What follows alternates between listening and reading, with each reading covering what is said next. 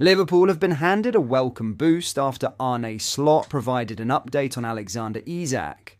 The Dutchman's latest reveal offers encouraging news for supporters eager to see the striker make a greater impact, with the timing of the development arriving at a key stage of the season. Let's break this down in today's video, along with all the other Liverpool news from the last 24 hours. There is so much to discuss in today's video, so be sure to like the video and subscribe to the channel for daily Liverpool content. But first, Arne Slot has explained his decision to withdraw Milos Kerkez in the first half of Liverpool's 1-0 victory over Burnley. The Hungarian was booked for simulation midway through the first half before being replaced by Andy Robertson in the 38th minute. The Dutchman, who was seen having a brief exchange with the 21-year-old on the sidelines after taking him off, admitted the left-back was not smart for diving, as he conceded his yellow card played a part in his decision to replace the defender. Having already taken off Kerkez on the hour mark against AFC Bournemouth on the opening day of the season after he had been booked, Slot conceded the risk of a red card was not a gamble he was willing to make. "Yes, I said already to him that it wasn't smart," he said. "He replied to me that he felt some arm in his back. But let's be clear, it wasn't a penalty."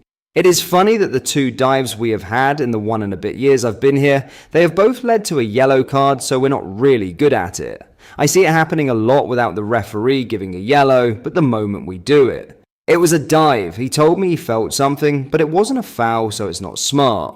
Not only the yellow card, but also afterwards he played the ball no foul at all, but the referee blew his whistle, which can always happen. The reaction of the fans and their players trying to go to the referee, saying if you think this would be a foul, then it's a yellow, which would have been ridiculous of course. Then it's a risk. The only way we could have lost his game was if we were down to 10. 11 versus 11, we could have drawn it, but we couldn't lose it as they were barely over the halfway line. I didn't want to take that risk. It was hard for Milos because normally you don't have to take a player off if he has a yellow, but I felt this was the best choice. Now, in an exciting Isak boost, Arne Slot has not ruled Alexander Isak out from starting against Atletico Madrid on Wednesday night, with the new Liverpool striker primed for his debut.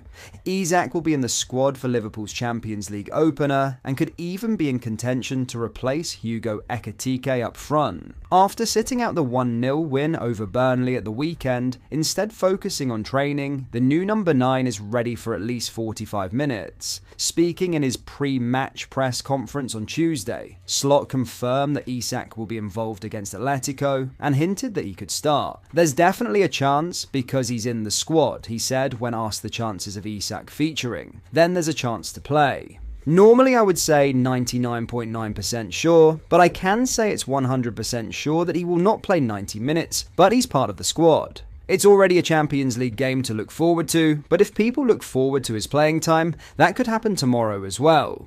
Asked if Isak could start, Slot replied, "The only thing that is sure is that he will not play 90. All the rest, you will see tomorrow." Clearly, having not started a game since the end of last season and not trained as part of a team over the summer, there is a long road ahead for Isak in terms of full fitness. Slot considers his £125 million signing as being in the midst of a pre-season of sorts, with his game time being carefully managed in line with his teammates and their summer friendlies. Questioned on Isak's biggest challenge to come, the head coach replied, "Getting fit after missing 4 months of proper team sessions. He doesn't have to prove to anyone that he's good enough to play in the Premier League, because that's what he's proven already at Newcastle. The main challenge he has is to become so fit that he's first of all ready to do what he did last season." And then speaking about Paris Saint-Germain last season, I don't think anyone was surprised that I was mainly impressed by the way they press. Ousmane Dembélé was one of the examples. He was so outstanding in his pressing game. So everybody is focused on Paris Saint-Germain about all the goals they score, but I was mainly impressed by the way they pressed. The moment he's fit, match fit, and can play 90, the next step is playing 3 times in a week 90 minutes. And then the next step is going 1 step further in terms of pressing. That's what he has to do. And scoring goals, doing special things in attack, that is something he will 100% sure do.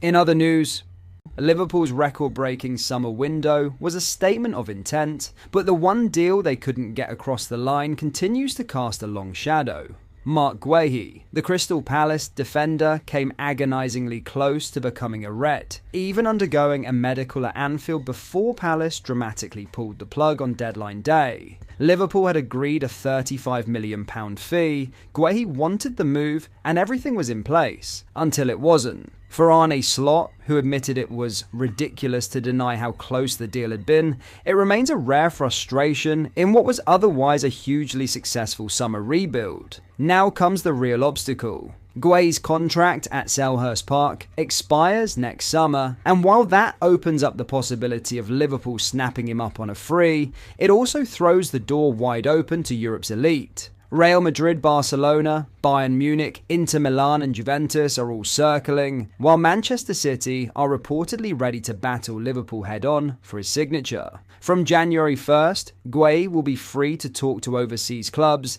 and potentially sign a pre-contract agreement, adding serious tension to Liverpool's pursuit. Slot has been clear, Liverpool still want Guehi, but the Reds are unlikely to move in January given they could secure him for nothing a few months later. That patience could come at a cost. Unlike last summer, when Guehi's preference was firmly Anfield despite rival interest, the lure of Europe's giants could now complicate matters. It's a twist Liverpool didn't anticipate. Guehi had already shown his cards. He wanted to join the Premier League champions, just as Alexander Isak, Florian Wirtz and others had chosen Anfield over elsewhere. But Palace's late intervention changed the landscape. The defender is now set to become one of the most sought-after free agents in 2026, with clubs across the continent preparing their pitches. And yet, there is still quiet confidence within Liverpool, having already been on the verge of signing Guehi once, and with the player signalling his desire to move to Anfield,